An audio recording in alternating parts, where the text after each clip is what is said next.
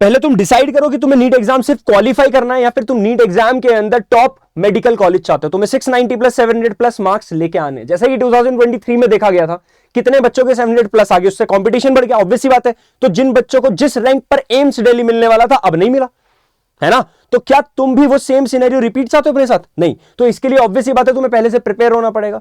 हमेशा मैं बच्चों से बोलता हूं, मैं क्या सब टीचर यूट्यूब पे बोलते होंगे कि बेटा ये 4 पॉइंट कर लो, इनमें से तीसरा वाला पॉइंट बहुत इंपॉर्टेंट है। वो रियलिटी है कि बेटा ये 5 गलतियां मत दोहराना, वो भी सच है, कोई फालतू की बातें नहीं है। लेकिन सभी बच्चों के लिए हमेशा मैं बच्चों से मांगता रहता हूं, मैंने भी कुछ 5 पॉइंट्स दिए तुम लोगों को, वो 5 पॉइंट तुम जाके यूट्यूब पे देख सकते हो कि मैं तुम्हारे लिए क्या करा रहा हूं, 5 चीजें। ठीक है, तो आगे बढ़ते हैं इस क्लास के अंदर। तो इस क्लास में सबसे पहले पॉइंट पे अगर मैं डिस्कशन करूं तो सबसे पहला टारगेट तुम्हारा ये होना चाहिए कि तुम एटलीस्ट दिसंबर जनवरी तक अपना सिलेबस कम से कम एक बार खत्म कर लो। अब तुम सोचोगे सर एक बार कैसे खत्म करें? ऑब्वियसली अभी कितना टाइम है, अगस्त, सितंबर, अक्टूबर, नवंबर, दिसंबर, तुम्हारे पास 5 महीने।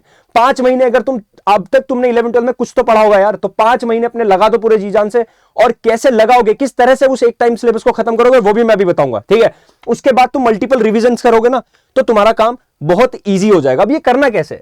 Second part, give yourself weekly target. देखो हमेशा अपने आपको ना वीकली टारगेट दिया करो, मंथली और ईयरली टारगेट नहीं, तुम नहीं कर पाओगे। वीकली टारगेट दो, वीकली से भी अच्छा तो मैं कह रहा हूं 3 दिन का टारगेट दो, 3 दिन है तो 2 दिन का टारगेट दो। अच्छा एक काम करता हूं, मैं तुम्हें टारगेट देता हूं। चलो अभी मैं यूट्यूब पर अपना काइनेमेटिक्स स्टार्ट कर चुका हूं, मेरे साथ तुम बैठ के 3 क्लास है वीक में, काइनेमेटिक्स की क्लास देखो, क्लास के बाद मैंने डीपीपी देता हूं, डीपीपी करो, और उसके बाद मैं एनसीईआरटी भी पढ़ा रहा हूं, वो कर लो। अगर तुम्हें लग रहा है नहीं सर आपका सिलेबस अलग चल रहा है, हमारे स्कूल कोचिंग में सिलेबस चला, अलग कर लो, कोई दिक्कत नहीं है। तुम मुझे कमेंट सेक्शन में बता दो सर हमारे स्कूल में या फिर हमारी कोचिंग में ये वाला सिलेबस चल रहा है, मैं उस वाले चैप्टर की ही तुम्हें डीपीपी करा दूंगा।